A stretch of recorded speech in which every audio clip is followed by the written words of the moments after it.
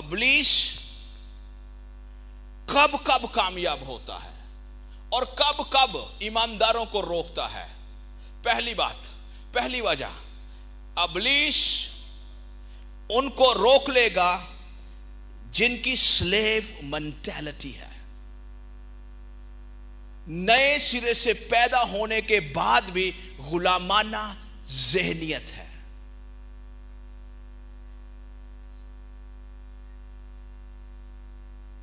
इब्लीस का सक्सेस ये है कि वो आपको और मुझे गुलामाना सोच के तहत रखे।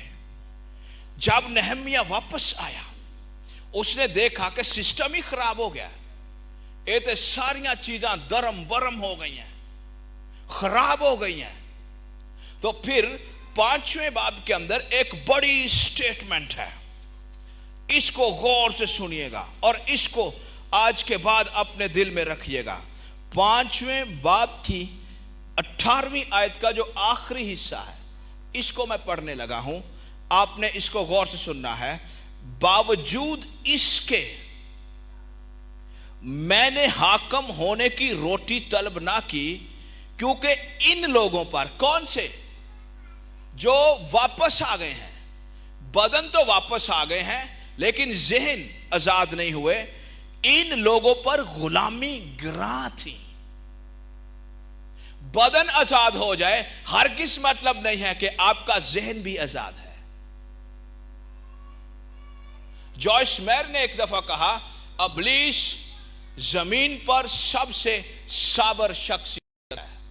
इसका मतलब क्या है? जिस कॉन्टेक्स्ट में वो बात कर रही थी, वो ये कह रही थी कि इब्लीस और उसकी बदरूहें ईमानदारों के ज़हनों को गुलामाना सोचों से भरकर रखना चाहती हैं, और जब वो नहीं कामयाब होता तो फिर क्या करता है? फिर इब्लीस सब्र करता है, उसकी स्टडी करता है, उसको पढ़ता है, उसको देखता है, उसको उस पर वॉच ओवर, उस पर एक चौकीदार बिठाता है जो उसकी स्टडी करता है, उसके सोचने के तरीकेकार देखता है।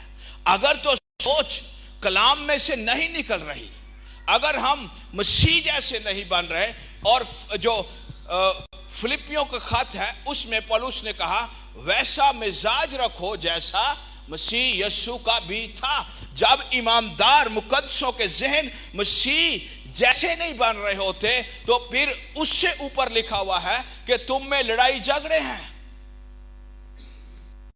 और इसलिए तुम जिस्मानी हो, तुम में तफरीकें हैं, जुदाइयां हैं, इसलिए तुम कौन हो? जिस्मानी हो, जिस्म से चलते हो, जिस्म की बातें सुनते हो।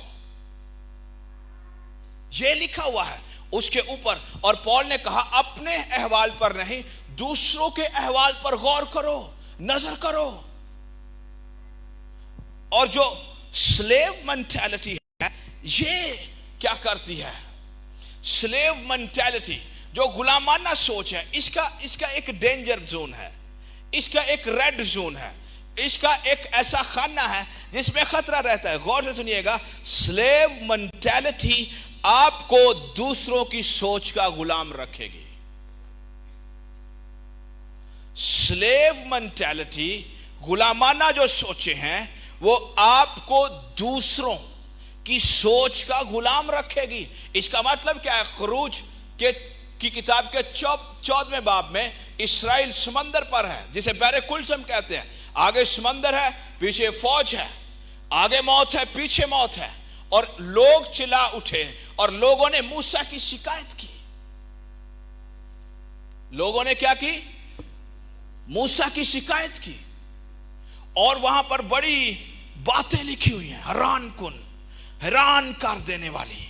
ये वो लोग हैं जिन्हें आजादी दिलवाई है मूसा के वसीला से खुदा ने, और अब वही लोग होन एडे नलायक ते बेवकूफ ने होन इन्हां दा रवैया वेखना, इन्हां दा होन इत्थे रवैया वेखना। और इन्होंने पता क्या कहा? और जब फिरौन नजदीक आ गया, तब बनी इस्राएल ने आंख उठाकर देखा कि मिस्री उनका पीछा किए चले आते हैं, اور وہ نہایت خوف زدہ ہو گئے. تب بنی اسرائیل نے خداوند سے فریاد کی اور موسیٰ سے کہنے لگے کیا مصر میں قبریں نہ تھی؟ سلیو جن کی غلامانہ سوچے ہیں، جو تو ہم کو وہاں سے مرنے کے لیے بیابان میں لے آیا ہے، تو نے ہم سے کیا کیا کہ ہم کو مصر سے نکال لایا؟ کیا ہم تجھ سے مصر میں یہ بات نہ کہتے تھے کہ ہم کو رہنے دے، کہ ہم مصریوں کی خدمت کریں، کیونکہ ہمارے لیے مصریوں کی خدمت کرنا بیابان میں مرنے سے بہتر ہے.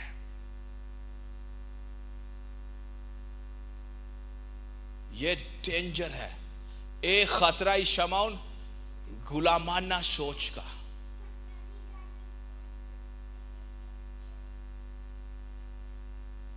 اگر یہاں پر کوئی غلام بیٹھا ہوا ہے،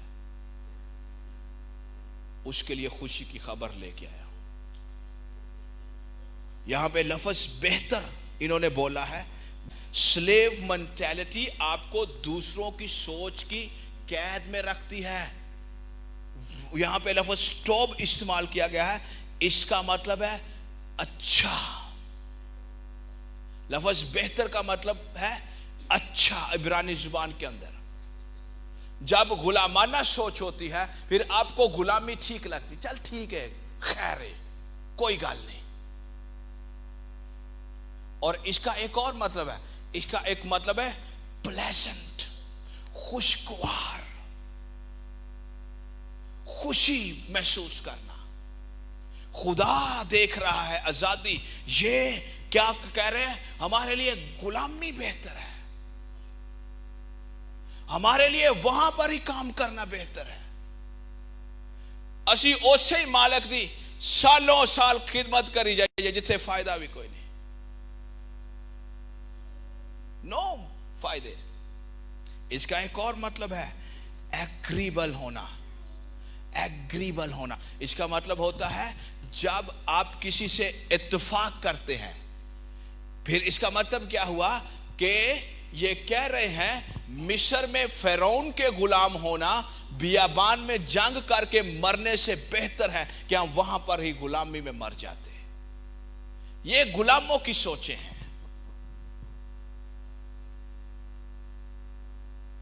اور آپ کا بیج اگر قربانی والا نہیں ہوگا، اس کے پیچھے ہو سکتا ہے کہ آپ کی غلامانہ سوچ نمائندگی کر رہی ہو. And it is red zone. یہ وہ کمرہ ہے جہاں پر صرف خطرہ ہی ہے. اس سے ہوتا کیا ہے؟ انہوں نے کہا کہ ہمارے لیے یہاں پر ہی مرنا بہتر ہے. اور یہ جو ورڈ ٹاب ہے یہ ایڈجیکٹو ہے. انگلش میں ایڈجیکٹو وہ ہوتا ہے جو اسم کی تعریف کرتے. یہاں پر اسم مصر ہے. مصر بائبل کے اندر گناہ کو پیش کرتا ہے، غلامی کو پیش کرتا ہے. اور جو اسم ہوتا ہے ایڈجیکٹو کیا کرتا ہے؟ اس میں صفت، وہ اسم کی تعریف کرتا ہے، اس کو ڈیفائن کرتا ہے. اور یہ کہہ رہے ہیں کہ مصر میں خدا کے وعدوں پر کھڑے ہونا ایمان سے ہمارے لیے بہتر نہیں ہے، بلکہ مصر میں فرعون کی غلامی کرنا ہمارے لیے بہتر ہے. اینڈ یہ بڑی خطرناک گال لے. یہ جو لفظ ہے ایک دفعہ دوسرے سلاطین دوسرے باب کی 19ویں آیت میں ایک شہر کے لیے استعمال ہوا. نبی کے پاس اس کے شاگرد تھے، انہوں نے کہا یہ شہر بہت اچھا ہے، لیکن کیا ہے؟ اس کا پانی خراب ہے، بنجر ہے. پروفٹ نے کہا ایک پیالہ لاؤ نیا، اس میں نمک لے کر آؤ. اور پروفٹ نے کیا کیا؟ ان کا پیالہ، ان کا نمک لے کر کیا کیا؟ بنجر حالات میں رکھا. آمین. بنجر حالات میں رکھا، بنجر حالات میں، خراب پانی میں ان کا پیالہ، ان کا نمک لے کر जब डाला तो उनकी जगह पर क्या हुई? शिफा आ गई, बहाली आ गई। तो जो रोज़ खुदा ने अपने खादिम को दी है, इसमें जब हम लेंगे, खुदा क्या करेगा? खुदा गुलामाना, आपको मौजज़ा मिले जरूरी नहीं है, मुझे मौजज़ा मिले जरूरी नहीं है मेरी गुलामाना सोच खत्म हो जाए। मेरे लिए जमीन पर सबसे बड़ा मौजज़ा ये है, क्योंकि मुझे समझ आ जाएगी और मैं खुदा को उसके कलाम के लेंस में, कलाम की जो ऐनक है लगाकर उसको समझना शुरू कर दूंगा। और बाइबल मुकद्दस में जब जब भी किसी ने भी खुदा को समझा है, वहां पर रिवाइवल आ गया, बेदारी आ गई, निजात आ गई, बहाली आ गई, मौज से आ गए, शिफाएं आ गई, बुलावे आ गए, नबी लोग हो गए, चरवाहों से निकलकर बादशाह बन गए, और मच्छरों से निकलकर लोग क्या बन गए? अपोस्टल्स बन गए, जिन्हें हम अनपढ़ कहते हैं। आज डॉक्टर बनने के लिए उन अनपढ़ मच्छरों की कहानियों को पढ़ना पड़ता है, फिर जाकर आदमी डॉक्टर्स बनते हैं बाइबल के। और अनपढ़ बंदे दी राइटिंग किसे करो? पतरस की जो अंजील है मरकुस के नाम से, वो पतरस ने डिक्टेट करवाई है, लिखवाई है। और अगर आप मरकुस की अंजील में डॉक्टर बनना चाहते हैं, आपको मच्छरे की अंजील पढ़नी पड़ेगी। जब खुदा की सोच आती है, ये काम होते हैं। स्लेव मेंटालिटी से निकलने के लिए पहले नंबर पर जो स्लेव मेंटालिटी है, वो आपकी असाइनमेंट पर असर करती है, आपकी खिदमत पर असर करती है, आपकी खिदमत को एक दायरे में बंद कर देती है।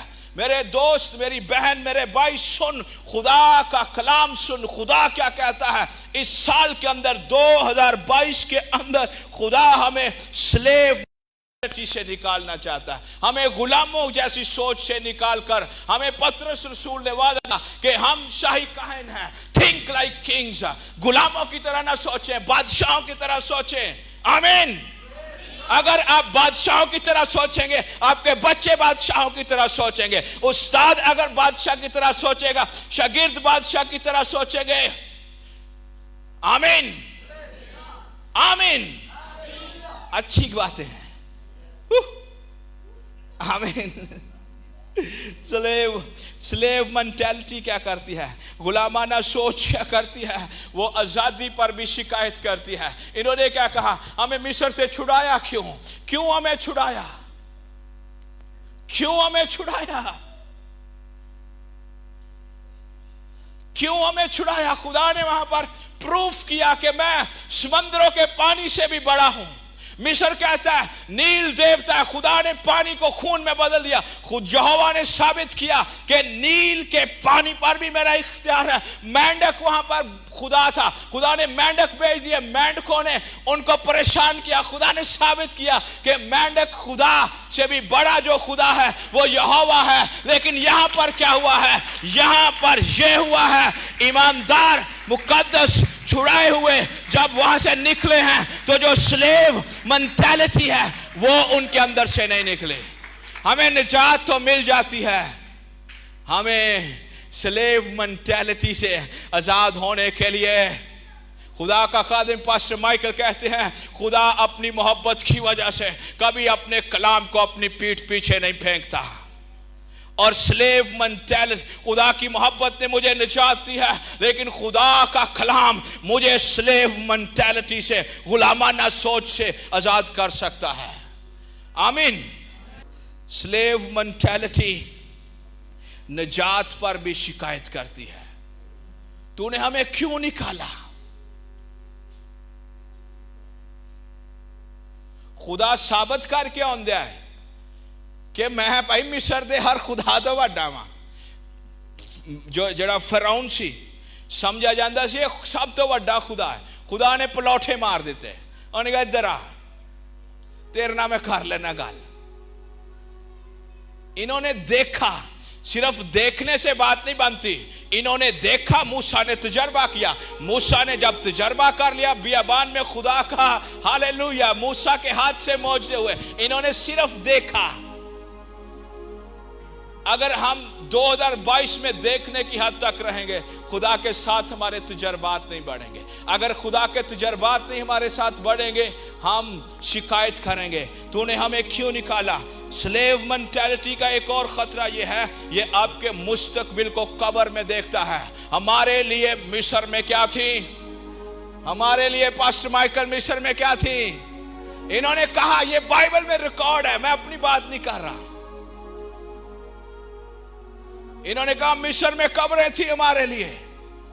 سلیو منٹیلٹی ایک اور کام کرتی ہے، یہ خوف کی روح کو متحرک کر دیتی ہے. جب انہوں نے مصر کے بادشاہ فرعون کو دیکھا، یہ ڈر گئے. کچھ دن بھی نہیں ہویا، یہ ہفتہ بھی کی ہویا ہے، خدا نے فرعون کو شکست دیتی. اور اب یہ فرعون اور اس کی فوجوں سے ڈر گئے. خدا نے موسیٰ کو تیسرے باب میں خروج میں کلیئر پکچر دی تھی، تصویر صاف دی تھی. کیا تھی؟ اسرائیلی وہاں سے نکلیں گے، اس پہاڑ پر میری پرستش کریں گے. خدا نے جو تصویر دکھائی ہے وہ غلامی سے نکل کر آزادی میں ہے.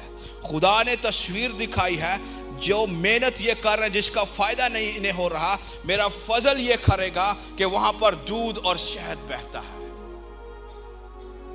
خدا نے اپنے خادم کو پکچر کلیئر دی اور تقریباً 25 لاکھ لوگ اس تصویر پر ایمان نہ لائے، بیابان میں مر گئے. لیکن کالب اور یشوا جیسے لوگ ایمان لائے، اور موسیٰ کے بعد ان کو بائبل مقدس ایک بڑا درجہ دیتی ہے.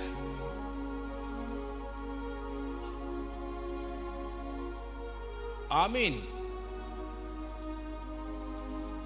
آمین. یہ کلام کی قدرت ہے. تیسرے باب میں انہوں نے پریئرز کی. خدا نے کہ حضور روتے رہے، آنسو بہائے، روزے رکھے ہوں گے. مقدس عورتیں جو بزرگ کام نہیں کر سکتے ہوں گے، وہ اپنی کوٹریوں میں آنسو بہاتے ہوں گے. تو جب خدا ان کی دعاؤں کا جواب دے رہا ہے، یہ کہہ رہے ہیں ہمیں مصر میں مرنے دیتے. بعض اوقات جب خدا دعاؤں کا جواب دیتا ہے، آپ کو اپنے کمفرٹ زون سے، آرام دہ کمرے چوں نکلنا پڑتا ہے اور اس جولیت کا سامنا کرنا پڑتا ہے جو آپ کے سامنے کھڑا ہوتا ہے. خدا اس سے پہلے داؤد کو بادشاہ بناتا، خدا نے اس کے سامنے جولیت کھڑا کر دیا. اور اس سال 2022 کے اندر صرف جولیت ان کا مرے گا جن کی غلامانہ سوچ سے آزادی ہوگی. اور غلامانہ سوچ سے آزادی دعا نہیں دیتی، دعا ایک ذریعہ ہے. ہدیہ نہیں دیتے، ہدیہ ایک ذریعہ ہے. کون دیتا ہے؟ رومیو 8ویں باب میں چرچ کو اس لیے بلایا گیا ہے تاکہ چرچ مسیح یسوع کی مانند بنے. مسیح یسوع کون ہے؟ کلام. کلام کیا ہے؟ خدا کی سوچ، خدا کی کلیئر پکچر ہے. خروج 30 پہلے نمبر پر دعاؤں کا جواب ہے. دوسرے نمبر پر بڑی وڈی برکت. خدا نے کہا میں خود اترا ہوں. خدا نے کیا کہا؟ میں خود اترا ہوں. اوہ، جب خدا اترتا ہے پتہ کیا کیا ہوتا ہے؟ پہلے نمبر پر آزادی آتی ہے. یہ مصر سے نکل آئے، خدا نیچے آ گیا. جب خدا آیا مصر تو آزاد ہو گئے کہ نہیں ہوئے؟ کہ نہیں ہوئے؟ یہ آزاد ہو گئے. جب خدا نیچے آتا ہے پھر ایکسوڈس ہوتا ہے، خروج ہوتا ہے، اور ایکسچینج آف پلیسز. مصر سے نکل کر وعدہ کی سرزمین. جب خدا اترتا ہے پھر خدا اچھا اور بڑا سوچتا ہے. وہ ملک اچھا اور کیا ہے؟ وسیع ہے. تیسری بات، جب خدا اترتا ہے، جہاں پر خدا اترتا ہے وہاں پر پروویژنز ہوتی ہیں، چیزیں آٹومیٹک ہوتی ہیں. برا نہیں دیتا خدا نے ابراہم نو تے جے تسی بھی ابراہم جے توڑا بھی برا ہونے والا ہے. آمین. اور چوتھی بات، سب سے اہم بات، اوپر والی تینوں باتوں کی بنیاد، اس کو غور سے سننا ہے۔ اگر آپ 2022 میں اس کو یاد رکھ سکتے ہیں تو رکھیے گا۔ اوپر والی جو میں نے 3 باتیں کی ہیں، پہلے نمبر پر خدا دعاؤں کا جواب دیتا ہے، خدا کی حضوری آ جاتی ہے، خدا چیزیں مہیا کرتا ہے، اور ان تینوں باتوں کی جو بنیاد ہے وہ پتہ کیا ہے؟ خدا اپنے خادم کو آپ کے آگے بھیجتا ہے۔ آمین۔ میری بیوی مجھے ایک کہانی بتا رہی تھی، انہیں پتہ نہیں کتے پڑھی کتاب سے، کہندی کہ جدو خدا اپنے خادم نال کلام کرتا ہے نا کہ کلیسیا چے اے کام کیتا جائے، پھر جو کلام خدا نے خادم سے کیا ہوتا ہے وہ کلام اصل میں صرف خادم کے لیے نہیں ہوتا، وہ پوری کلیسیا کے لیے ہوتا ہے۔ اور کلیسیا کو کیا کرنا چاہیے؟ کلیسیا جب اس کلام کو سنے تو اپنی دائیکیوں کے بعد کلیسیا اس ویژن پر، اس رویا کو مکمل کرنے کے لیے اس کے لیے شخصی ہدیے اکٹھے کرے اور بیج بوئے اس رویا میں۔